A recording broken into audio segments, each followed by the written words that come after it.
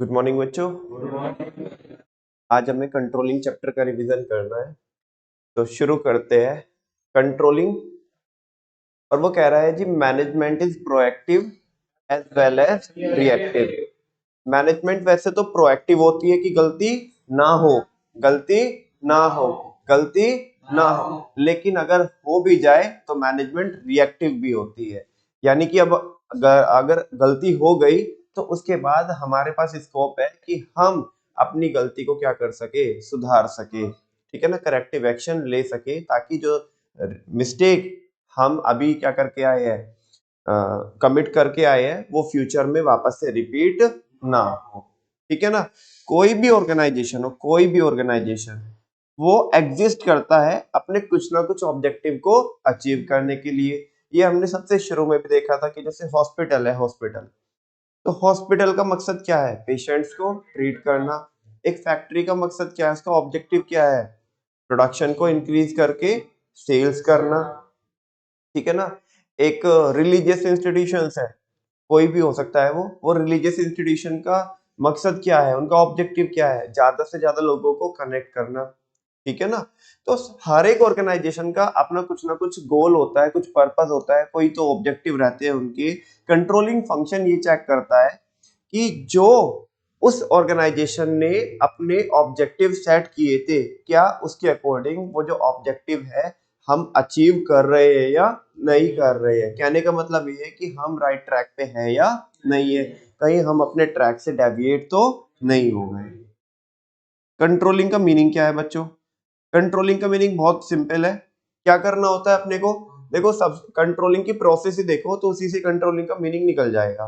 Controlling में सबसे पहले हम स्टैंडर्ड सेट करते हैं, फिर हम एक्चुअली जो काम परफॉर्म कर रहे हो तो उसको मेजर करेंगे, और मेजर करके एक्चुअल वाले काम को किससे कंपेयर करेंगे, प्लान परफॉर्मेंस से। जो प्लान हमारे जो क्या है, बेंचमार्क है, जो हमारे स्टैंडर्ड्स है, उनसे क्या करेंगे, कंपेयर करेंगे, और कंपेयर करने के बाद अपने को क्या मिलेंगे, डेविएशंस मिलेंगे, और नेगेटिव डेविएशन के केस में क्या लेंगे, करेक्टिव एक्शन लेंगे। इसी को क्या बोलते हैं, controlling. Controlling refers to the comparison of actual performance with planned performance and taking corrective action in case of deviation. भी कौन से वाले deviation, negative deviation. Because positive deviation के केस में हम लोग क्या कर देते हैं, अपने स्टैंडर्ड को रिवाइज कर देते हैं। ठीक है ना। कंट्रोलिंग आपके जो डेविएशंस आएंगे उन्हें खत्म नहीं कर देगी, आने से रोक नहीं देगी। जो आ चुके हैं, है ना, या आने वाले हैं, ठीक है ना, जो आ चुके हैं, अब उसके लिए तो हम ऐसा सोचेंगे कि अब ये फ्यूचर में नहीं आने चाहिए भाई, हम कुछ तो करेक्टिव एक्शन लेंगे। जो आने वाले हैं, आज के दिन पे हमें एहसास हो गया कि फ्यूचर में ये डेविएशंस होने वाले हैं जिस हिसाब से हम चल रहे हैं। ठीक है ना। तो उस केस में हम अपने जो डेविएशंस है उन्हें क्या कर सकते हैं, मिनिमाइज कर सकते हैं, कम कर सकते हैं। ठीक है ना। लेकिन उन्हें आने से रोक नहीं सकते। अच्छी अच्छी प्लानिंग करके, अच्छी पॉलिसीज बना करके, स्ट्रेटेजी बना करके हम डेविएशंस को मिनिमाइज कर सकते हैं, उनसे बच नहीं सकते। फीचर्स क्या होते हैं कंट्रोलिंग के, looking for GP is a, जल्दी से बोलो, looking for GP is a continuous, back to back. सबसे पहले हेडिंग्स बताओ सारी की सारी, लुकिंग लुकिंग लुकिंग। हाँ, controlling is both backward looking as well as forward looking function. Looking for GP, G stand for goal oriented function. जो controlling है वो गोल ओरिएंटेड फंक्शन होता है। वापस से थोड़ा थोड़ा इनके बारे में फिर वापस से बताऊंगा, पहले हेडिंग को आपके माइंड में सेट कर देता हूँ। पी स्टैंड फॉर परवेसिव, ये परवेसिव होता है। Looking for GP is a continuous process. ये आपको कंट्रोलिंग जो करनी पड़ेगी वो करते रहना पड़ेगा, ये ऑनगोइंग प्रोसेस होती है, ये नेवर एंडिंग प्रोसेस, आप इसको बोल के चल सकते हो। ठीक है, ठीक है ना। Looking for GP is a continuous process. Looking looking looking, ये दोनों होता है, फॉरवर्ड लुकिंग भी, बैकवर्ड लुकिंग भी। फॉरवर्ड लुकिंग इसलिए बिकॉज हम कंट्रोलिंग जो आज कर रहे हैं वो इसलिए कर रहे हैं ताकि फ्यूचर में ये मिस्टेक रिपीट ना हो, और क्योंकि जो आज कंट्रोलिंग कर रहे हैं वो अपने स्टैंडर्ड को देख के कर रहे हैं, तो दैट्स व्हाई वो बैकवर्ड लुकिंग हो गया, वो स्टैंडर्ड हमने पास्ट में फिक्स किए होंगे। जी स्टैंड फॉर गोल ओरिएंटेड, ये हमें हमारे गोल के करीब लेके जाती है ना, क्योंकि हम ये चेक करते हैं कि हम ट्रैक पे है या नहीं है। और अगर ट्रैक पे नहीं है तो ये वापस से किस पे लाने का काम करती है, हमें ट्रैक पे लाने का काम करती है कंट्रोलिंग प्रोसेस। ठीक है ना। P stand for pervasive. हर एक ऑर्गेनाइजेशन में हर एक लेवल पे कंट्रोलिंग की रिक्वायरमेंट रहती है, चाहे वो टॉप लेवल हो, मिडिल या लोअर लेवल हो। Looking for GP is a continuous process, never ending process, में बोल ही चुका हूँ। नेक्स्ट टॉपिक है बच्चों आपका इंपोर्टेंस ऑफ कंट्रोलिंग। कंट्रोलिंग क्यों करनी है अपने को? कंट्रोलिंग करने से होगा क्या, उसका क्या फायदा होगा? Coordinate game in order and discipline. Controlling क्या कर देगी? Coordinate game in order and discipline. एक तो ये कोऑर्डिनेशन में हेल्प करती है ना। कोऑर्डिनेशन किस में, किसके कोऑर्डिनेशन में हेल्प करती है? जो आपकी प्लान परफॉर्मेंस है, जो एक्चुअल परफॉर्मेंस है, उसमें कोऑर्डिनेशन लाने का काम करती है। आज के दिन पे अगर कोई डेविएशन आ रखी है, आज के दिन पे अगर कोई डेविएशन आ रखी है, तो हम करेक्टिव एक्शन लेकर के कोशिश करते हैं कि हम अपने जो बेंचमार्क है उनको अचीव करें। तो कहीं ना कहीं जो डेविएशन का गैप है वो कम होता है, और जब गैप कम होएगा यानी कि दो चीजें आपस में क्या हो रही है बच्चों? अलाइन हो रही है। क्या हो रही है? अलाइन हो रही है। तो इसका मतलब कोऑर्डिनेशन बनाने में ये हेल्प करती है। ठीक है ना। कौन? Controlling. Coordinate game, G stand for goals. ये हमारे गोल्स को अचीव करने में, क्योंकि जो हम ट्रैक से, अगेन मैं वापस से वही बोलूंगा कि जो हम ट्रैक से हट गए तो अब वो ट्रैक पे वापस से हम आएंगे, और किसकी डायरेक्शन में आगे मूव करेंगे? गोल्स को अचीव करने के डायरेक्शन में, या उल्टा उनसे दूर जाएंगे? तो ये गोल्स को अचीव करने में हेल्प करती है। Coordinate game, A stand for accuracy. इससे ये भी पता पड़ जाता है कि जो हमारे हमने स्टैंडर्ड सेट किए हैं वो एक्यूरेट थे या नहीं थे, वो स्टैंडर्ड हमने बराबर से सेट किए हैं या नहीं किए। कहीं ऐसा तो नहीं हमने स्टैंडर्ड ही गलत सेट कर दिया? बिकॉज कंट्रोलिंग की अभी हम आगे पढ़ेंगे, एक लिमिटेशन पढ़ेंगे कि कई बार किसमें दिक्कत हो जाती है? प्लानिंग करने में दिक्कत हो जाती है। मतलब जो कंट्रोलिंग के लिए हमने स्टैंडर्ड सेट करने होते हैं वो स्टैंडर्ड ही गलत सेट कर दी होती है, तो फिर कंट्रोलिंग भी नहीं हो पाएगी। ठीक है ना। तो ये इससे ये पता पड़ जाता है कि हमने जो स्टैंडर्ड सेट किए थे कि वाकई में ये स्टैंडर्ड हमारी रेंज में है या नहीं है। कहीं ऐसा तो नहीं हमने आउट ऑफ रेंज अपने स्टैंडर्ड सेट कर दिए हो, या इतने बेकार हमने स्टैंडर्ड सेट किए हो कि वो इतना डिस्काउंट कर दिया अपने स्टैंडर्ड को कि वो तो ऐसे ही बिना ज्यादा कुछ परफॉर्म किए ही क्या हो जाने वाले हैं? अचीव हो जाने वाले। तो इससे ये पता पड़ जाता है कि आपके जो स्टैंडर्ड है वो कितने एक्यूरेट है भी या नहीं भी है। ठीक है। नेक्स्ट है GAME, E stand M sorry M stand for motivation. ये किसका मोटिवेशन इंप्रूव करती है? कैसे करती है एम्प्लॉइज का मोटिवेशन? वो इम्प्रूव ये या एनहांस कैसे करती है? बिकॉज एम्प्लॉइज को पहले ही पता होता है कि मेरे स्टैंडर्ड ये है, मेरे को ये अचीव करना है ना। और क्योंकि हम एक्चुअल परफॉर्मेंस को मेजर करते हैं जब हमें कंट्रोलिंग करनी होती है, तो हम यानी कि मैनेजमेंट एक्चुअल परफॉर्मेंस को, जो एम्प्लॉइज की एक्चुअल परफॉर्मेंस है उनको मेजर करके, है ना, उनको बताती है कि तुम इतना अचीव कर चुके हो, और साथ में उन्हें ये भी दिखाती है कि ये तुम्हें अचीव करना था।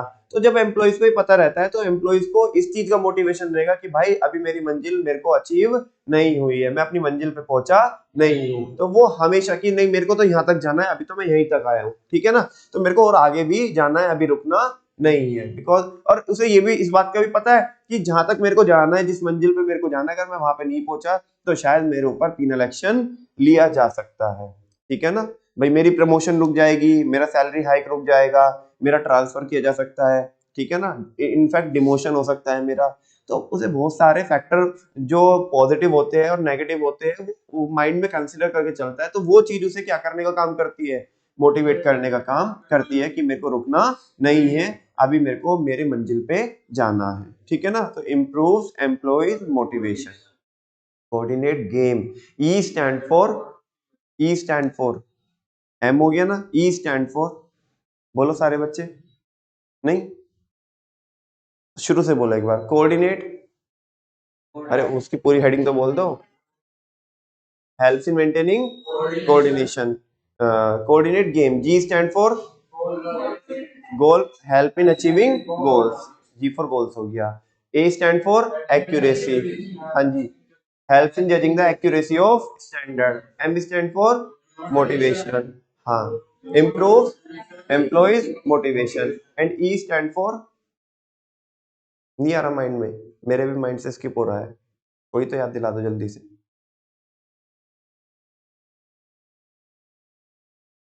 एफिशिएंसी, शायद नहीं,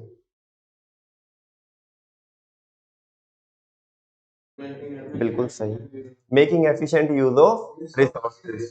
ठीक है ना, making efficient use of resources, E stand for efficiency यानी कि making efficient use of resources. Controlling हमें हमारे रिसोर्सेज को क्या करने में हेल्प करती है, एफिशिएंटली या फुल्ली यूटिलाइज करने में हेल्प करती है।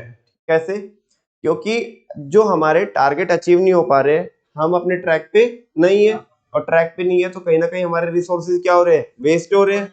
हम करेक्टिव एक्शन लेंगे तो हमारे रिसोर्सेज वेस्ट नहीं होंगे, और रिसोर्सेज वेस्ट नहीं होंगे तो हम एफिशिएंट होंगे और अपने रिसोर्सेज का भी एफिशिएंट यूज करके चलेंगे। ठीक है ना। इन ऑर्डर एंड डिसिप्लिन, ये एज इट इज हेडिंग है, ये क्या मेंटेन करके चलती है कंट्रोलिंग? हाँ, इंश्योर करती है कि हमारे ऑर्गेनाइजेशन में सारी चीजें बराबर है या नहीं है, डिसिप्लिन मेंटेन है या नहीं है। Ensures order and discipline. ठीक है, वापस से अभी तक हमने क्या पढ़ा, बाकी जनरल चीजें थी, मतलब पढ़ा क्या अभी तक, क्या रिवाइज करा, बाकी जनरल चीजें थी। 3 टॉपिक पढ़े हमने, कंट्रोलिंग की डेफिनेशन, कंट्रोलिंग के फीचर्स, कंट्रोलिंग की इंपॉर्टेंस। कंट्रोलिंग की जो डेफिनेशन है वो क्या है? It refers to the comparison of actual performance with planned performance and taking corrective action in case of negative deviation between planned and actual performance। ठीक है ना। और फिर फीचर्स पढ़े हमने, looking for GP is a continuous process, both backward looking and forward looking। looking for G stand for goal oriented, pervasive, continuous process। Importance है coordinate game in order and discipline, help in maintaining coordination। G stand for achieving goals, goals हो गया तो help in achieving goals। A stand for accuracy, help in judging the accuracy of standard। M stand for motivation, improves employees motivation। E stand for efficient, making efficient use of resources। coordinate game in order and discipline, ensures order and discipline। I hope आपको समझा होगा। limitations of controlling, DSLR। D stand for difficulty in setting quantitative standard। अभी जो मैं थोड़ी देर पहले भी आपको बोल के बता रहा था कि प्रॉब्लम कई बार प्लानिंग करने में हो जाती है। अपने को ये समझ में नहीं आता कि जो क्वांटिटेटिव स्टैंडर्ड है वो कितने सेट करें। क्या पास्ट के बेस, ऐसा भी देखो हमने क्या किया, क्या हमारी लास्ट में जो सेल हुई है उसको बेस मान के उसमें एक रीजनेबल ग्रोथ जोड़ ली हमने। लेट्स सपोज 10% की ग्रोथ जोड़ ली कि भाई जो लास्ट ईयर हमारी सेल्स हुई थी उसमें 10% ग्रोथ करके हमारी इस साल क्या होनी चाहिए, सेल्स होनी चाहिए। लेकिन मार्केट इस बार इतने फेवर में हो गई कि वो 10% तो कुछ भी नहीं रहा। भाई जिसने कुछ भी नहीं किया, एक्स्ट्रा एफर्ट लगा ही नहीं, वो ही 30% सेल्स क्यों क्या करके बैठे हैं, ग्रो करके बैठे हैं। अपने तो स्टैंडर्ड ही कितने सेट किए, 10%। तो स्टैंडर्ड हमारे सही से तो सेट नहीं हुए ना। यानी कि कहीं ना कहीं हमने पास्ट को तो देख लिया लेकिन फ्यूचर को देख करके अपने स्टैंडर्ड सेट नहीं किए। और कई बार तुमने देखो इस बार क्या रहा कि अभी एक और साल आ गया अगले वाला। अब हमने सोचा कि यार पिछली बार तो बहुत गलत स्टैंडर्ड सेट हो गया था, काम हुआ। इस बार हमने 30% की ग्रोथ तो जो हुई थी वो, उसमें 20% की ग्रोथ अपने पास से जोड़ी। ठीक है ना। मार्केट में इतनी ज्यादा एडवर्सिटीज क्रिएट हुई कि वो स्टैंडर्ड को उनके करीब तक भी जाना है ना, बहुत दूर दूर कोसों की बात है। समझ में आ रही है क्या बात? तो कई बार ऐसा होता है कि स्टैंडर्ड बराबर, और स्टैंडर्ड होता ही है बराबर से एकदम से आप सेट नहीं कर सकते स्टैंडर्ड, बिकॉज स्टैंडर्ड सेट करना इतना आसान काम नहीं है। आपको बहुत सारे फैक्टर्स को कंसीडर करना होता है, एनवायरनमेंट बहुत ज्यादा डायनेमिक होता है। ठीक है ना। तो उस केस में फिर क्या होता है ना, कंट्रोलिंग आप नहीं कर पाओगे। क्यों नहीं कर पाओगे? जब स्टैंडर्ड ही जिसको बेस में रख करके कंट्रोलिंग करनी है वो ही सही नहीं है। जब वो ही सही नहीं है तो एक्चुअल में कंट्रोलिंग आप नहीं कर पाओगे। कंट्रोलिंग आपको कोई एक्चुअल कोई बराबर से रिजल्ट नहीं देगी। ठीक है ना। तो वो चीज है difficulty in setting quantitative standards. Next है बच्चों DS. S stand for costly. Controlling करना बहुत महंगा पड़ जाता है, और खासकर कंट्रोलिंग जब तो फायदेमंद होती नहीं है, जब कंट्रोलिंग को करने के लिए लगाया गया पैसा कंट्रोलिंग से होने वाले बेनिफिट से ज्यादा होता है। एग्जाम्पल याद आ रहा है आपको, चाय वाला एग्जाम्पल है ना। दो ए मतलब क्या है, 50 एम्प्लॉइज ने दो चाय क्या पी ली। ठीक है ना। एक एक एक्स्ट्रा चाय क्या पी ली, पूरे दिन में 2 पी, और एक एक्स्ट्रा चाय क्या पी ली, तुमने पूरा सीसीटीवी सिस्टम लगा दिया, 10-15 लाख रुपए खर्च कर दिए तुमने। इतना बेनिफिट नहीं होने का जितना उसमें क्या लग गई, कॉस्ट लग गई। तो कॉस्टली अफेयर है। ठीक है ना। और खासकर कंट्रोलिंग नेक्स्ट हेडिंग है, जब तो कर ही नहीं सकते आप, जब एक्सटर्नल फैक्टर बहुत जल्दी जल्दी चेंज हो रहे हो, है ना। क्योंकि तुम्हारा अपने ऊपर तो कंट्रोल है, तुम्हारा अपने ऊपर तो कंट्रोल है, लेकिन एक्सटर्नल फैक्टर के ऊपर कंट्रोल नहीं है। इंटरनल फैक्टर को ही तो हम कंट्रोल कर सकते हैं। हाँ बोलो ना भाई जिसके ऊपर हमारा कंट्रोल नहीं है तो उसको कैसे हम क्या कर सकते हैं, मैनेज कर सकते हैं, है ना। बस ये है कि अपने आप को संभाल सकते हैं कि ताकि उसका इम्पैक्ट उस एक्सटर्नल के ऊपर पड़े और उसका जो एडवर्सिटी जो क्रिएट होने वाली है हमारे लिए ज्यादा या एडवर्स इम्पैक्ट हमारे ऊपर होने वाला है उसको हम कम कर सकते हैं। तुम बोलो खत्म कर सकते हैं, खत्म नहीं कर सकते। अपने जो इंटरनल फैक्टर उन्हें खत्म कर सकते हैं क्योंकि वो प्योर प्योर क्या है, कंट्रोलेबल है। तो नेक्स्ट इसकी लिमिटेशन है कंट्रोलिंग की little control over external factor.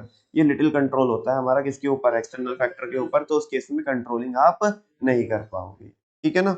Next है resistance from employees, resistance from employees. अब देखो जैसे मैं little control over external factor का आपको एक और एग्जांपल देता हूँ भी, जैसे आपने अगर थोड़ा बहुत भी अगर आप मार्केट में थोड़ा एक्टिव रहते होंगे या मतलब आप आपको पता होगा कि संदीप सर को आप सुनते हो, ठीक है ना। डॉक्टर विवेक बिंद्रा को भी हम सुनते ही है, क्लास में भी सुनते हैं, शायद आप अदरवाइज भी सुनते होंगे, ठीक है ना। तो दोनों अपना अपना काम कर रहे हैं लेकिन अभी उनके बीच में क्या हो गई, कंट्रोवर्सी हो गई, ठीक है ना। अब विवेक बिंद्रा का मतलब जो भी उनके जो प्रोजेक्ट थे, उनके जो प्रोडक्ट थे वो चल रहे थे, लेकिन कहीं पे तो चूक हो गई, कहीं पे तो चूक हो गई, तो वो एक स्कैम टाइप से नजर आ रहा है ना। तो अब उन्होंने चलो ठीक है संदीप सर को तो नोटिस भेज दिया, लीगल नोटिस भेज दिया कि अपनी वीडियो आप क्या कर दो, डिलीट कर दो, है ना। लेकिन ऐसे पूरे हजारों लोग हैं, लाखों लोग हैं जो वीडियो बनाएंगे, किस किस को नोटिस भेजेंगे, कहाँ तक किसको रोकेंगे, तो उनके ऊपर कंट्रोल नहीं है। तो उसके अभी क्या नहीं कर सकते, अपने आप को तो संभाल सकते हैं लेकिन एक्सटर्नल फैक्टर को हम रोक के नहीं चल सकते हैं, ठीक है ना। वो तो अनकंट्रोलेबल होते हैं। और कई बार हम कंट्रोलिंग इसलिए भी नहीं कर पाते बच्चों कि हमारे एम्प्लॉइज क्या करते हैं, रेजिस्टेंस क्रिएट करते हैं, रुकावट क्रिएट करते हैं। क्योंकि जो कंट्रोलिंग होती है वो हमारे एम्प्लॉइज की फ्रीडम के ऊपर क्या लगाती है, एक चेक लगाती है। क्या लगाती है, चेक पॉइंट्स लगाती है कि आपको ये नहीं करना, आपको वो नहीं करना, आपको ऐसे करना पड़ेगा, वैसे करना पड़ेगा, ये क्यों किया, हमारे से पूछे क्यों नहीं किया। तो उनकी फ्रीडम खत्म होती है कहीं ना कहीं। तो एम्प्लॉइज क्या करते हैं, कंट्रोलिंग को रेजिस्ट करते हैं, उसमें बाधा बनने का काम करते हैं, रुकावट पैदा करते हैं, ठीक है ना। तो उस केस में भी हम कंट्रोलिंग नहीं कर पाएंगे। तो ये 4 लिमिटेशन है किसकी, कंट्रोलिंग की, DSLR। बोलो DSLR। D stand for difficulty in setting quantitative standard, S stand for costly, बोलो वापस से, S stand for costly बोल दो, S stand for D stand for difficulty in setting quantitative standard, S stand for DSL, L stand for little control over external factor and R stand for resistance from employees, ठीक है ना। कितने topic हम कर चुके हैं, 4 topic कर चुके हैं। बोलो कौन कौन से, डेफिनेशन, फीचर्स, इंपोर्टेंस, लिमिटेशन। चलो वो बताओ मेरे को, इंपोर्टेंस क्या है, एमटी बताओ जल्दी से, coordinate game in order and discipline. और फीचर्स क्या है, looking for GP is a continuous process. Limitation क्या है, DSLR, ठीक है ना। नेक्स्ट टॉपिक है बच्चों, ये रिश्ता क्या कहलाता है, प्लानिंग और कंट्रोलिंग के बीच में। What is the relationship between planning and controlling. 2-3 heading में आपको बता के चलेंगे। दोनों का ये तो पता है आपको कि कुछ ना कुछ कनेक्शन होता है ना। क्योंकि यहाँ पे देखो क्या लिखा है, पहली हेडिंग में लिखा है दोनों के दोनों, प्लानिंग और कंट्रोलिंग इंटर रिलेटेड होते हैं और इंटर डिपेंडेंट होते हैं। दोनों एक दूसरे से कनेक्टेड होते हैं और एक दूसरे के ऊपर डिपेंड है। कनेक्टेड तो है ही है, साथ में डिपेंड भी है। डिपेंड का मतलब क्या, कनेक्टेड तो है, कुछ ना कुछ रिश्ता है इनका, लेकिन इंटरडिपेंडेंट का मतलब है इसके बगैर ये अधूरा है और इसके बगैर, मतलब प्लानिंग और कंट्रोलिंग। अगर आपने प्लानिंग करी और कंट्रोलिंग नहीं करी तो प्लानिंग यूजलेस हो जाएगी। प्लानिंग करने का फायदा क्या हुआ जब तुम्हें कंट्रोलिंग करनी ही नहीं थी। और अगर तुम कंट्रोलिंग करना चाहते हो और प्लानिंग तुमने नहीं कर रखी तो क्या हो जाएगी, कंट्रोलिंग क्या हो जाएगी, ब्लाइंड हो जाएगी। बिकॉज आपको कोई बेंचमार्क ही नहीं दिख रहे, आपको कोई स्टैंडर्ड ही नहीं दिख रही है जिसके अगेंस्ट आप क्या करोगे, एक्चुअल परफॉर्मेंस को इवैल्यूएट करके, कंपेयर करके करेक्टिव एक्शन लोगे। आप कर ही नहीं सकते, कंपैरिजन ही नहीं कर सकते। तो ये वही बोल रहे हैं यहाँ पे। इसमें से आपकी किसकी लाइन बन सकती है, केस स्टडी की कोई तो यहाँ पे मेन वर्डिंग्स हो सकती है कि देखो यहाँ पे जो बोला है कि प्लानिंग बोल रहे हैं ना, प्लानिंग प्री रिक्विजिट है किसके लिए, कंट्रोलिंग के लिए। मतलब प्लानिंग पहली शर्त है क्या करने के लिए, कंट्रोलिंग करनी है तो पहली शर्त ये है क्या करनी पड़ेगी। और फिर बोल रहा है कि प्लानिंग क्या भी है, प्लानिंग विदाउट कंट्रोलिंग मीनिंगलेस भी है, ठीक है। और यहाँ पे देखो बोला फाइनली क्या बोल रहा है, controlling without planning is blind. ये दो तीन जो मेन जो कीवर्ड्स है इस तरह के आप अपने माइंड में रख के चलोगे। ये उल्टा भी कर देता है, तो सोच समझ के करना कि कौन किसके बगैर ब्लाइंड है, कौन किसके बगैर यूजलेस या मीनिंगलेस है, या कौन शर्त है क्या करने के लिए। तो ये चीज हो गई। तो दोनों इंटर रिलेटेड होते हैं बच्चों, इंटर कनेक्टेड होते हैं। नेक्स्ट है प्लानिंग, तो प्रिस्क्रिप्टिव होती है और कंट्रोलिंग क्या होती है, इवैल्यूएटिव होती है। प्लानिंग तो बताती है कि क्या करेंगे, कंट्रोलिंग ये देखती है, इवैल्यूएट करती है कि ये हुआ है या नहीं हुआ है। कुल मिलाकर के ऐसा बोल सकते हो कि प्लानिंग फ्यूचरिस्टिक होती है। यहाँ पे जो सेंस निकल रही है, प्लानिंग क्या होती है, फ्यूचरिस्टिक, क्योंकि वो प्रेस्क्राइब करती है कि भाई ये करना है या ये कर लो, ठीक है ना। कंट्रोलिंग चेक करती है कि वैसा ही हुआ या नहीं हुआ। तो एक टाइप से वो बैकवर्ड लुकिंग की बात कर रहा है। हालांकि कंट्रोलिंग दोनों ही होते हैं, फॉरवर्ड लुकिंग भी और बैकवर्ड लुकिंग भी, और खासकर प्लानिंग भी, है ना। शुरुआत में हम पढ़ते हैं कि प्लानिंग फ्यूचरिस्टिक होती है, लेकिन हम देखो अगले वाली हेडिंग जैसी आएगी, हम तो यहाँ पे बोल रहे हैं दोनों के दोनों, प्लानिंग हो चाहे कंट्रोलिंग हो, दोनों फॉरवर्ड लुकिंग भी होते हैं और बैकवर्ड लुकिंग भी होते हैं। वापस से एक एक बार मैंने बताया भी आपको, रिवाइज करा है, वापस से फिर बताऊंगा। फिलहाल मुझे ये बताओ कि ये चीज तो रिवाइज हो रही है ना आपकी, कि प्लानिंग प्रेस्क्रिप्टिव प्रोसेस होती है और कंट्रोलिंग इवैल्यूएटिव होती है। तीसरा है दोनों बैकवर्ड लुकिंग होते हैं और दोनों फॉरवर्ड लुकिंग भी होते हैं। प्लानिंग बैकवर्ड लुकिंग क्यों होते हैं, प्लानिंग बैकवर्ड लुकिंग क्यों होती है, बिकॉज आज हम जो प्लान कर रहे हैं वो किसके बेसिस पे करेंगे, पास्ट के बेसिस पे, कि भाई पास्ट में कुछ ना तो कुछ बेस रहा होगा ना हमारे पास, कि ऐसा हमने किया था, उसमें कोई तो ग्रोथ जोड़ के कुछ तो करके, है ना। जैसे भी मार्केट के जो भी सेंटिमेंट्स है वो कंसिडर करके हम क्या करते हैं, फ्यूचर के लिए स्टैंडर्ड सेट करते हैं। आज जो स्टैंडर्ड सेट कर रहे हैं पास्ट को देख के कर रहे हैं, तो प्लानिंग बैकवर्ड लुकिंग। और ये स्टैंडर्ड जो सेट कर रहे हैं पास्ट के लिए कर रहे हैं, फ्यूचर के लिए कर रहे हैं, तो फॉरवर्ड लुकिंग, ठीक है ना। कंट्रोलिंग जो हम करते हैं, कंट्रोलिंग कैसे करते हैं, प्लानिंग को देख के करते हैं, और प्लानिंग जो हमने पास्ट में सेट की थी तो बैकवर्ड लुकिंग। कंट्रोलिंग कर क्यों रहे हैं, ताकि फ्यूचर में रिपीट ना हो कौन, वो मिस्टेक जो हम कमिट कर चुके हैं, तो उस केस में कंट्रोलिंग फॉरवर्ड लुकिंग फंक्शन हो जाता है, ठीक है ना। तो ये सारी चीजें यहाँ पे लिखी है। और फाइनली आप बोल सकते हो कि ये तीन हेडिंग के बेसिस पे कि दोनों आपस में क्या होते हैं, इंटर रिलेटेड और इंटर कनेक्टेड होते हैं, दोनों का रिश्ता होता है, ठीक है। अगर वो पूछेगा what is the relationship between, ऐसे नहीं पूछेगा, बिल्कुल सिंपल नहीं पूछेगा। वैसे तो कोई तो केस स्टडी बना के देगा अगर इसमें से टॉपिक में आता है, लेकिन अगर मैं बोलता हूँ कि सीधा सच्चा सा अगर टॉपिक आता है कि what is the relationship between planning and controlling, तो आप तीन हेडिंग में से बाइफरकेट करके चलेंगे। पहला, दोनों इंटर रिलेटेड होते हैं और इंटर कनेक्टेड होते हैं, ठीक है ना। इंटर रिलेटेड, इंटर कनेक्टेड और इंटर डिपेंडेंट। दूसरा, एक प्लानिंग तो क्या होता है, प्रेस्क्रिप्टिव, वो इवैल्यूएटिव, जहाँ पे वो इवैल्यूएशन करते हैं हम कंट्रोलिंग में। और लास्ट, बैकवर्ड लुकिंग और फॉरवर्ड लुकिंग। नेक्स्ट है बच्चों, नेक्स्ट टॉपिक है और फॉर्मली लास्ट टॉपिक है, मतलब जो एग्जाम में आने वाला है। बाकी जो अदर टॉपिक्स है उनके भी देखेंगे। Controlling process. कंट्रोलिंग की प्रोसेस क्या होती है, देखो सबसे पहले अपने को क्या करना होता है, स्टैंडर्ड सेट करने होते हैं, सेटिंग परफॉर्मेंस स्टैंडर्ड। देन क्या करना होता है, मेजरमेंट ऑफ एक्चुअल परफॉर्मेंस, जो एक्चुअल परफॉर्मेंस है उसे क्या करते हैं हम, मेजर करते हैं। जब हमने स्टैंडर्ड सेट कर लिए, एक्चुअल परफॉर्मेंस को मेजर कर लिया, अब क्या कीजिएगा, कंपेयर कीजिएगा, comparison of actual performance with planned performance. Compare करने के बाद क्या कीजिएगा, एनालाइज कीजिएगा डेविएशंस, एनालाइज डेविएशन। और जब डेविएशंस को एनालाइज कर लोगे आपको पता पड़ जाएगा कि नेगेटिव है कि पॉजिटिव है। जैसे ही आप ये करोगे तो आप क्या लोगे, करेक्टिव एक्शन लोगे, क्या लोगे, करेक्टिव एक्शन। और यहाँ पे हम इसी प्रोसेस के दौरान हम तो प्रिंसिपल को देख के चलते हैं, जिन्हें हम बोलते हैं प्रिंसिपल ऑफ कंट्रोल। और वो प्रिंसिपल का नाम होता है कि आपका पहला होता है क्रिटिकल पॉइंट कंट्रोल और दूसरा होता है मैनेजमेंट बाय एक्सेप्शंस। वो क्या क्या होते हैं, या मैंने जितने भी अभी तो हेडिंग बोली, इनके अंदर बताता हूँ। सबसे पहले आपको अगर कंट्रोलिंग करनी है तो प्लानिंग करनी पड़ेगी। कुल मिला के प्लानिंग का स्टेप है ये पहला। प्लानिंग का पहला स्टेप क्या होता है, सेटिंग ऑब्जेक्टिव, ये भी तो वही है, सेटिंग परफॉर्मेंस स्टैंडर्ड, है ना। हेडिंग ऐसे नहीं कि नाम चेंज हो गया तो वो सारा मैटर कंटेंट ही चेंज हो गया, सेम है वो, बस शब्द इधर उधर हुए हैं, बाकी सब सेम है। ठीक है ना। कह रहे हैं कि अगर आपको कंट्रोलिंग करनी है सबसे पहले आपको क्या करना होगा, परफॉर्मेंस के स्टैंडर्ड क्या करने होंगे, सेट करने होंगे। और सारे बच्चों को पता है जो ऑब्जेक्टिव हम सेट करते हैं वो ऑब्जेक्टिव कैसे होने चाहिए, स्मार्ट होने चाहिए। कैसे होने चाहिए, ना ना ना ना ना बोल दो, कैसे होने चाहिए। S for Pacific, M for measurable, A for achievable, R for relevant, T for time bound। ठीक है ना, तो वो होने चाहिए। स्टैंडर्ड कैसे भी हो सकते हैं, क्वांटिटेटिव भी हो सकते हैं और क्वालिटेटिव, मतलब क्वालिटेटिव टर्म्स में भी हम स्टैंडर्ड सेट कर सकते हैं और क्वांटिटेटिव में तो करते ही है। ठीक है ना।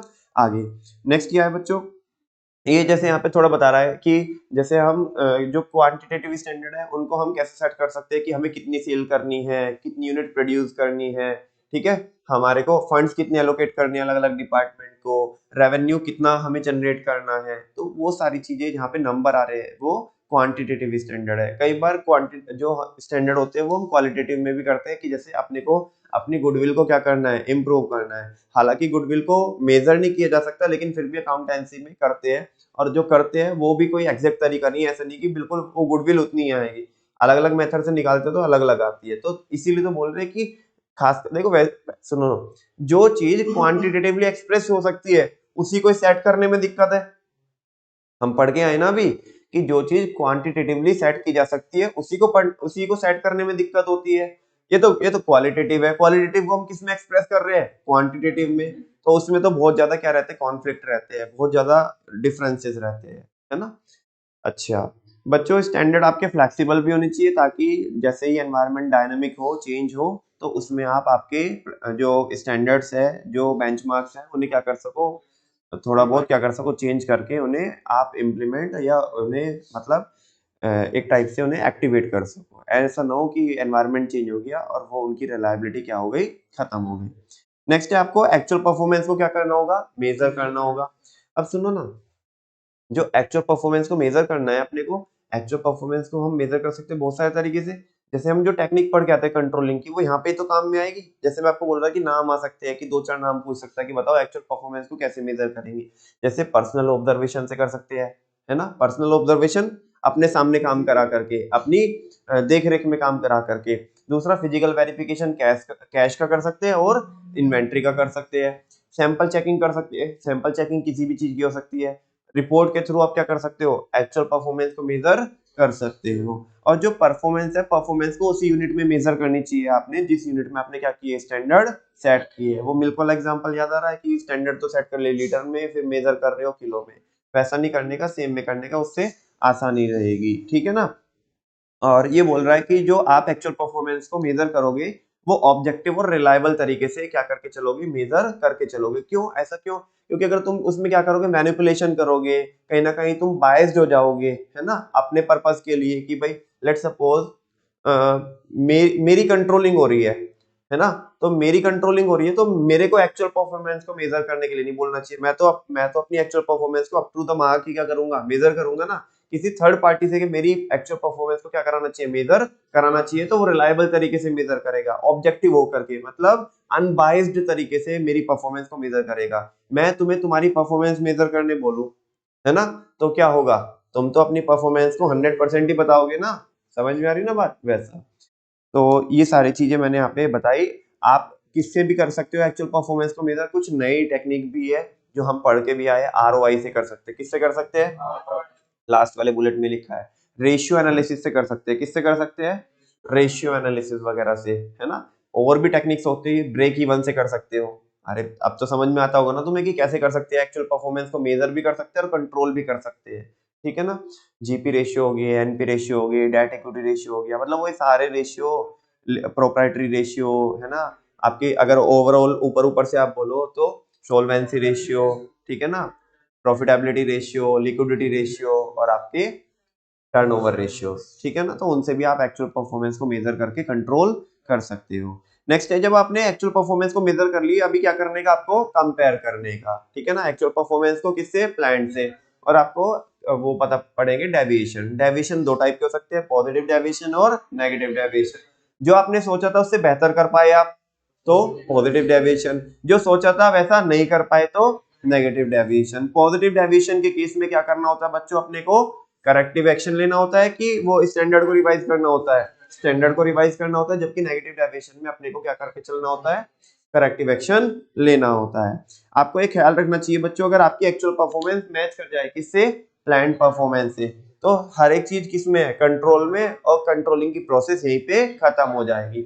लेकिन अगर डेविएशन आते हैं तो आपको क्या करना होगा, डेविएशंस को एनालाइज करना होगा, ठीक है ना, कि ये डेविएशंस आए क्यों, ये डेविएशंस आए क्यों, ये डेविएशंस आए क्यों, ठीक है ना। तो वो चीज इसमें देखनी होगी हमें, और वो चीज को करने के लिए ऐसा नहीं तुम हर एक चीज को कंट्रोल करोगे, आपको ना एक रेंज सेट करनी चाहिए। क्या करनी चाहिए, रेंज सेट करनी चाहिए, या आपको जो मेन चीजें हैं उन पे फोकस करना चाहिए। इसी चीज के लिए बच्चों यहाँ पे दो प्रिंसिपल कंट्रोल के होते हैं। क्रिटिकल पॉइंट कंट्रोल ये बोलता है कि हर एक चीज को तो कंट्रोल मत करो, छोटी से छोटी और बड़ी से बड़ी चीज को कंट्रोल करना चाहोगे तो कुछ भी कंट्रोल नहीं कर पाओगे। तो फायदा इसमें है कि जो मेन चीज है, जो की रिजल्ट एरियाज है, KRAs है, उन्हें क्या कीजिएगा, आप कंट्रोल कीजिएगा। KRAs क्या होते हैं बच्चों, KRAs वो चीजें होती है ना, या वो एक्टिविटीज होती है जिनके होने या ना होने से पूरे ऑर्गेनाइजेशन को फर्क पड़ता है।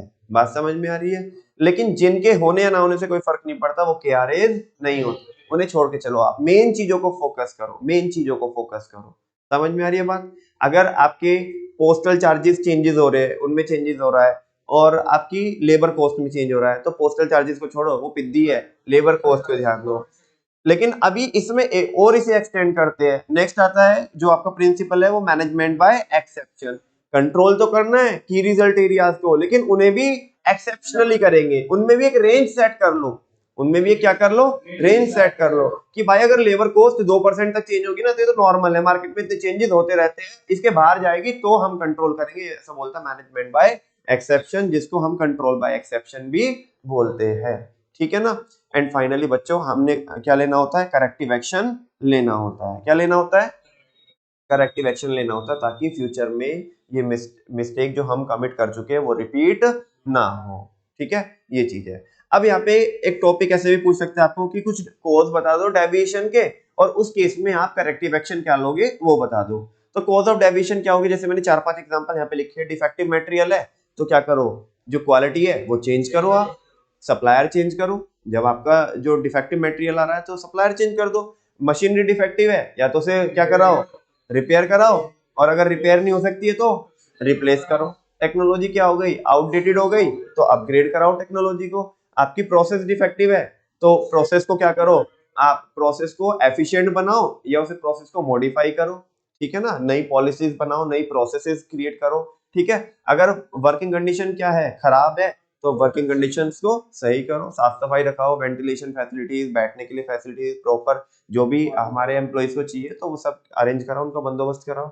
लैक ऑफ मोटिवेशन है तो उनको इंसेंटिव्स दो, उनको ट्रेनिंग दो, ठीक है ना, उनको उनके साथ इंटरेक्ट करो, समझ में आ रही है, उनको पार्टिसिपेट कराओ। तो इस तरीके से यहाँ पे उनके करेक्टिव एक्शन हो सकते हैं। फॉर्मली जो आपके एग्जाम में आने वाला है वो तो रिविजन हो गया। फाइनली जस्ट अगर पूरे चैप्टर को मेरे को 4 लाइन में समराइज करना होगा तो अगेन वही है ना, मैंने आपको बताया था कि 4 लाइनों में कैसे समराइज करेंगे। आप भूल गए या आता है आपको, बोलो, भूल गए कि आता है आपको, नहीं आता है, आता है, हाँ तो बोलिएगा आप। हाँ जी, कैसे समराइज कीजिएगा इस पूरे चैप्टर को, अगर 4 ही लाइन में समराइज करना हो। क्यों ना हमारे टारगेट अचीव हो पाए, सारा मजा तो कॉम्पिटिटर ही लूट गए। ऐसा कौन बोल रहा है, मैनेजमेंट बोल रही है। किसको बोल रही है, अपने एम्प्लॉइज को। क्या बोल रही है, क्यों ना हमारे टारगेट अचीव हो पाए, सारा मजा तो कॉम्पिटिटर ही लूट गए। मार्केट बहुत तेजी से बदलती है ना, सारे बच्चों को पता है एनवायरनमेंट क्या होता है, डायनेमिक होता है। बदल रही है आज मार्केट की चाल जरा। अब सब बदल रहे हैं तो अपने को नहीं बदलना क्या, अपने को नहीं बदलना क्या, अरे नहीं बोलते क्या आप, अपने को नहीं बदलना क्या, बदलना है। बदल रही है आज मार्केट की चाल जरा, इसी बहाने क्यों ना मैं भी अपना हाल जरा सवार लूं, सवार लूं, सवार लूं, सवार लूं। सवार लूं बोले तो कंट्रोलिंग कर लूं, कंट्रोलिंग कर, ठीक है ना। नेक्स्ट बच्चों, नेक्स्ट टॉपिक है हमारा techniques of managerial control, techniques of managerial control, techniques of managerial control. Controlling करने की टेक्निक्स कौन कौन सी होती है? दो होती है ऊपर ऊपर से अगर हम उसे कैटेगराइज करें तो, traditional techniques, modern techniques. Traditional techniques वो जो ऑलरेडी बहुत टाइम से चलती हुई आ रही है लेकिन आज भी चलती है, वो बर्बाद अभी नहीं हुई है, ठीक है ना। और मॉडर्न टेक्निक जो कुछ ही टाइम पहले क्या हुई है, इवॉल्व हुई है ना, जिन्हें हमने मतलब इन द सेंस की डेवलप किया है कुछ ही रिसेंट टाइम में, ठीक है। अब जो ट्रेडिशनल टेक्निक्स है बच्चों, वो क्या है, बीपी की रिपोर्ट कंट्रोल में होनी चाहिए। B stand for break even analysis, P stand for personal observation, BP की report report report report, statistical report, BP की रिपोर्ट कंट्रोल में होनी चाहिए, बजटरी कंट्रोल, ठीक है ना।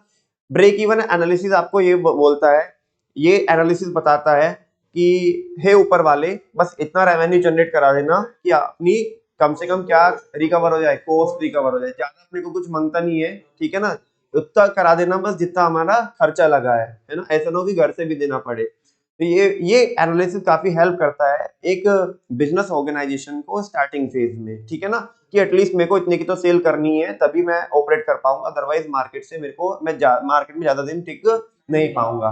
और ऐसा करने के लिए बच्चों ब्रेक इवन पॉइंट निकालने के लिए यूनिट्स में और रुपीज में अपने ने क्या किया था, हम लोगों ने एक फॉर्मूला डिराइव किया था कॉन्सेप्चुअली, ठीक है ना। कैसे करते हैं, फिक्स कॉस्ट को डिवाइड करते हैं किससे, कंट्रीब्यूशन से, कंट्रीब्यूशन पर यूनिट से। तो ब्रेक इवन पॉइंट किस में आ जाता है, यूनिट्स में आ जाता है। और वो जो नीचे वाला जो कंट्रीब्यूशन है वो कैसे निकलता है, सेलिंग प्राइस में से वेरिएबल कॉस्ट को माइनस करके, पूरा कराया था यहाँ पे। अगर आपको उसके बाद प्रॉफिट की भी रिकवरी करनी होती है तो जितनी आपने फिक्स कॉस्ट की रिकवरी करनी है, साथ में उसमें क्या जोड़ दो, प्रॉफिट और जोड़ दो और उसकी रिकवरी कर लो, तो पता पड़ जाएगा कि कितनी यूनिट बेचनी पड़ेगी आपको। और अगर आप इसको ओवरऑल नंबर में निकालना चाहते हो, रुपीज में निकालना चाहते हो, तो सेलिंग प्राइस से मल्टीप्लाई कर दो, तो ब्रेक इवन पॉइंट किस में आ जाएगा बच्चों, बोलो ना, रुपीज में आ जाएगा। ये ब्रेक इवन का क्या है, चार्ट है, मतलब आप डायग्राम बोल सकते हो, जहां पे टोटल कॉस्ट, टोटल रेवेन्यू और ये जो बी पॉइंट है वो ब्रेक इवन पॉइंट है, उसके पहले लॉस आ रहा है, उसके बाद में प्रॉफिट आएगा। ये फिक्स कॉस्ट है, और वो जो उधर जो टोटल कॉस्ट और फिक्स कॉस्ट के बीच का गैप है वो क्या है, वेरिएबल कॉस्ट है, ठीक है ना। तो ये हो गया बच्चों, ये मैंने आपको इधर देख लो, ये फॉर्मूला यही बोला था मैंने अभी जो आपको पढ़ाया भी था आज, अभी बहुत ज्यादा नहीं करा रहा हूँ मुझे पता है, क्योंकि ठीक है मैंने पढ़ाया, अभी इतना ज्यादा चाहिए नहीं एग्जाम पर्पज से, तो थोड़ा थोड़ा इसके बारे में सुन लो कि वापस से बस रिफ्रेश हो जाए। नेक्स्ट है पर्सनल ऑब्जर्वेशन। पर्सनल ऑब्जर्वेशन में जो मैनेजर्स होते हैं, सीनियर्स होते हैं, वो अपनी देखरेख में क्या कराते हैं, काम कराते हैं। तो ये एक ट्रेडिशनल टेक्निक है, इससे ज्यादा इसके लिए मैं कुछ बोलूंगा ही नहीं, ठीक है ना। हालांकि ये क्या होती है, काफी टाइम कंज्यूमिंग प्रोसेस होती है भाई, एक के पीछे एक छोड़ना पड़ेगा, ठीक है ना। अच्छा तुम बोलोगे सीसीटीवी लगा देंगे, तो सीसीटीवी पे फिर किसी को बैठाओ स्क्रीन पे, वो चेक करेगा, मॉनिटर करेगा, ठीक है ना। नेक्स्ट है बच्चों स्टैटिस्टिकल रिपोर्ट। स्टैट्स में हम जितने भी क्या पढ़ के आते हैं, मेजर्स पढ़ के आते हैं स्टैट्स के, जैसे मीन, मीडियन, मोड, कोरिलेशन हम निकालते हैं, डिस्पर्जन हम निकालते हैं, डिस्पर्जन में भी हम मीन डेविएशन निकालते हैं, क्वार्टाइल डेविएशन निकालते हैं, या अलग से हम क्या निकालते हैं, क्वार्टाइल, क्वांटाइल, डिसाइल, परसेंटाइल, जो पोजिशनल एवरेज होते हैं वो निकालते हैं, इंडेक्स नंबर हो गए आपके। तो उनके बेसिस पे एक रिपोर्ट बनाते हैं हम, ठीक है ना, उससे कंट्रोल कर सकते हैं, इसमें रेशियोज वगैरह भी आ सकते हैं, तो स्टैटिस्टिकल रिपोर्ट होती है। नेक्स्ट है बच्चों बजटरी कंट्रोल। बजटरी कंट्रोल में हम बजट बनाते हैं, और बजट क्या होता है कि ऐसा स्टेटमेंट होता है जिसमें क्वांटिटेटिव नंबर्स होते हैं कि जो आने वाले टाइम में जो एक्सपेक्टेड रिजल्ट होने वाला है इसके क्वांटिटेटिव नंबर्स। अब ये जो बजट है, बजट के काफी सारे फायदे होते हैं, और वो फायदे क्या है, ऑप्टिमाइज आईमैक, क्या है, ऑप्टिमाइज आईमैक। एक तो इससे रिसोर्सेज का ऑप्टिमम यूटिलाइजेशन हो जाता है, बस इसमें ज्यादा और कुछ नहीं बोल रहा हूँ। Optimise IMAC, I stand for implementing management by exception. ये सुन लो, देखो जो बजट बनाओगे तो ही आप, अभी जो मैंने एक प्रिंसिपल पढ़ाया ना आपको कंट्रोल का, मैनेजमेंट बाय एक्सेप्शन, उसको क्या कर पाओगे आप, उसे इम्प्लीमेंट कर पाओगे। भाई तुमने बजट बनाया कि हमारे खर्चे इतने होने चाहिए, समझ में आ रही ना बात, हमारे खर्चे इतने, आउटफ्लो इतना होना चाहिए, लेकिन खर्चे कोई तो ज्यादा ही हो रहे हैं और लिमिट से भी ज्यादा हो रहे हैं। जब आपने क्वांटिटेटिवली बजट में नंबर सेट करके रखे होंगे तभी तो आप मैनेजमेंट बाय एक्सेप्शन लगा पाओगे, और जब तुम्हारे पास क्वांटिटेटिवली नंबर ही नहीं है तो फिर आप मैनेजमेंट बाय एक्सेप्शन भी नहीं लगा पाओगे। Optimise IMAC, M stand for motivation, repeat point है जो मैंने आपको इंपोर्टेंस में पढ़ाया था, इससे एम्प्लॉइज का मोटिवेशन इंप्रूव होता है बिकॉज उनको स्टैंडर्ड पता होते हैं कि हमारे को क्या करना है, कितना हम अचीव कर चुके हैं। A stand for help in achieving organisational objective, बहुत सिंपल पॉइंट है। और नेक्स्ट है बच्चों हेल्प इन मेंटेनिंग कोऑर्डिनेशन, ये भी रिपीट पॉइंट है। लास्ट के 3 पॉइंट तो बच्चों क्या है, रिपीट है। किसमें से, जो हमने किसकी इंपोर्टेंस देखी थी, कंट्रोलिंग की, coordinate game in order and discipline, ये तो बिल्कुल वही है बस। और मेरे ख्याल ऑप्टिमम यूटिलाइजेशन भी है। 4 पॉइंट तो रिपीट ही हो गए ना, 5 पॉइंट है इसमें। ऑप्टिमाइज आई मैक है ना, सारा कुछ तो सेम है, वो आई तो चेंज है बस, ऑप्टिमाइज मैक तो सेम है ना। जो ऊपर था हमने coordinate game in order and discipline, इधर लिख लेना आप, है ना, इससे कनेक्शन रहता है ना। तो कभी ऐसा कहीं पे भी आपको बजटिंग के अगर क्या है ऐसे एडवांटेज पूछे तो दिक्कत नहीं जाएगी, ठीक है ना। तो लिख लेना कि इसको लिंक करो इंपोर्टेंस ऑफ कंट्रोलिंग से। बस एक पॉइंट याद करके चलना है यहाँ पे आपको, ये किसको इंप्लीमेंट करने में हेल्प करता है, मैनेजमेंट बाय एक्सेप्शन को। वो भी क्यों, क्योंकि इसमें नंबर होते हैं और मैनेजमेंट बाय एक्सेप्शन में भी हम लिमिट सेट करते हैं। अगर हमने ये नहीं करा तो वो भी नहीं लग सकता, ये करा तो वो भी हो जाएगा, सिंपल। ऐसा देख के चलना है हमें, ठीक है ना।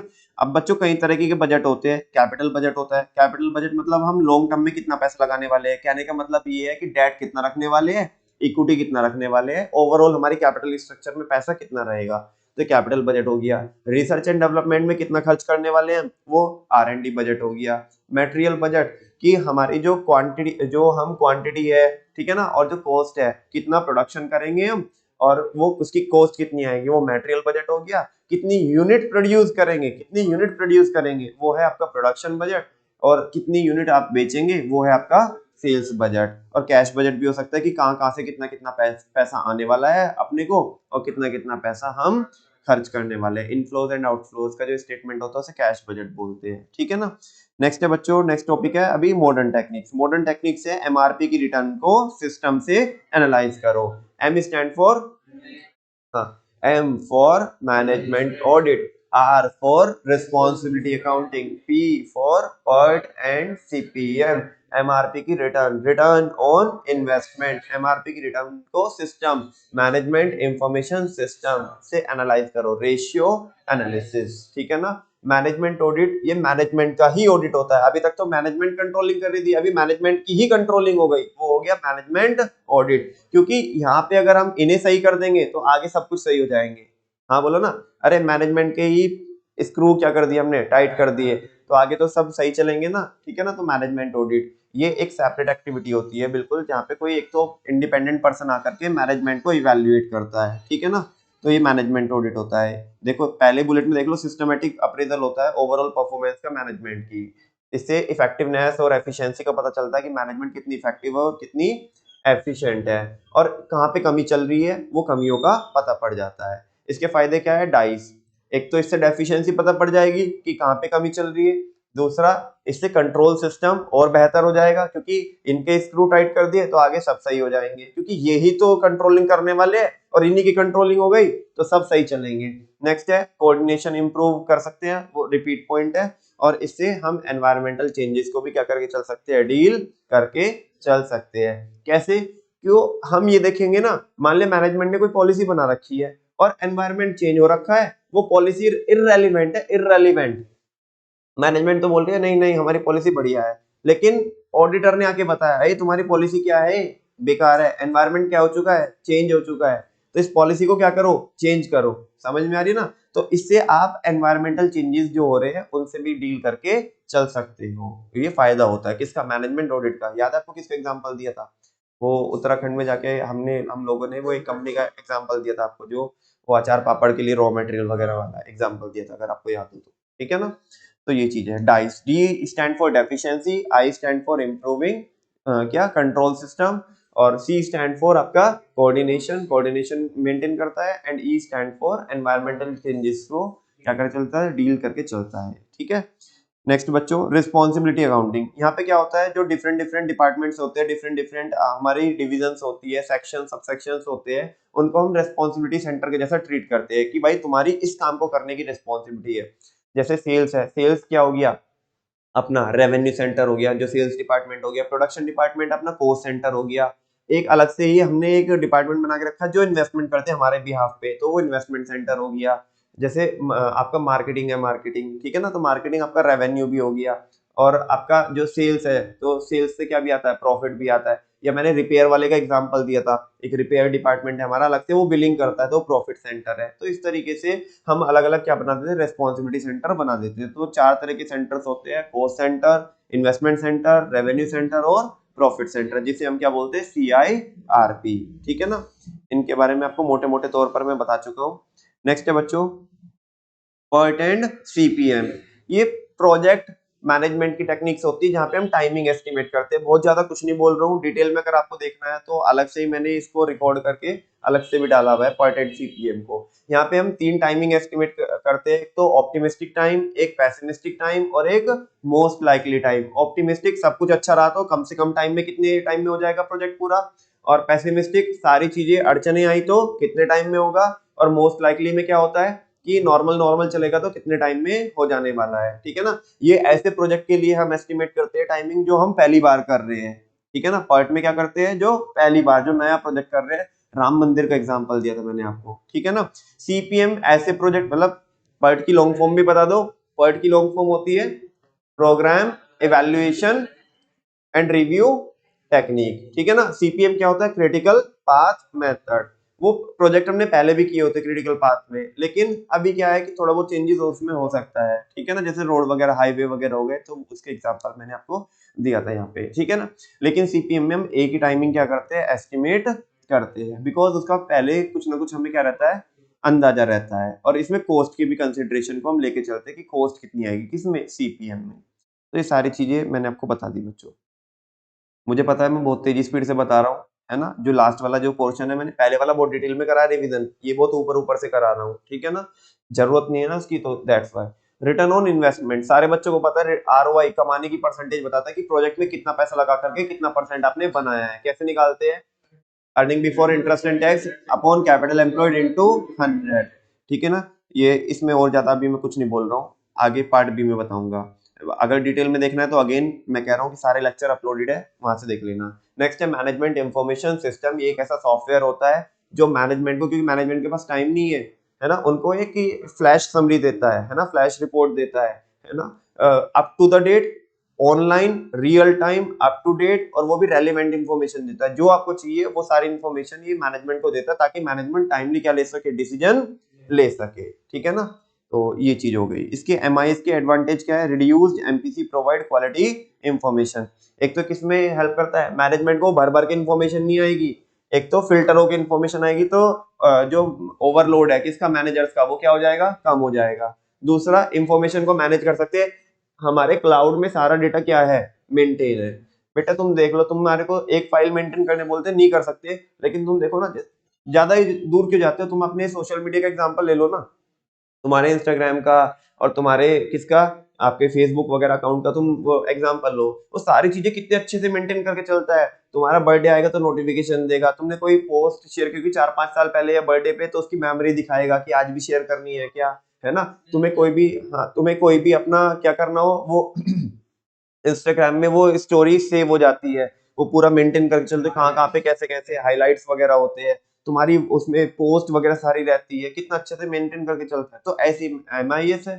ठीक है ना, वो भी सारी इंफॉर्मेशन कब क्या हुआ था बैक टू बैक चिपक के वो स्टोर करके रखता है, जब आप चाहे जब उसे रिट्राइव कर सकते हैं। ठीक है ना, तो इन्फॉर्मेशन को मैनेज करता है, और इससे प्लानिंग और पॉलिसी फॉर्मुलेशन में हेल्प मिलेगी, क्योंकि जब जो डेटा चाहिए आपको वो आप निकाल सकते हो और आगे के डिसीजन ले सकते हो, और इससे कॉस्ट भी कम हो जाती है। क्यों, क्योंकि सॉफ्टवेयर सारी चीजें देखेगा, हमें सॉफ्टवेयर की कॉस्ट लगेगी, बाकी हमें एक्स्ट्रा कॉस्ट कोई लगानी नहीं है। अदरवाइज तो फिजिकल फाइल मेंटेन करोगे तो बहुत ज्यादा कॉस्ट लगेगी, लोग लगेंगे, है ना, उन इन्फॉर्मेशन को एनालाइज करने में, तो टाइम भी लगेगा। यहाँ पे टाइम क्या होगा, कम लगेगा। तो ये हो गया बच्चों, और एक क्वालिटी इंफॉर्मेशन मिलेगी आपको, जो आप चाहे वैसी इंफॉर्मेशन मिलेगी, जिस फॉर्म में आप चाहते हो। इसका चार्ट बना के दिखा मेरे को, चार्ट बना के दे, वो कहेगा बार डायग्राम बना के दिखा, तो बार डायग्राम बनाएगा। वो कहेगा इसका पैराग्राफ लिख दे, तो पैराग्राफ लिख के दिखाएगा।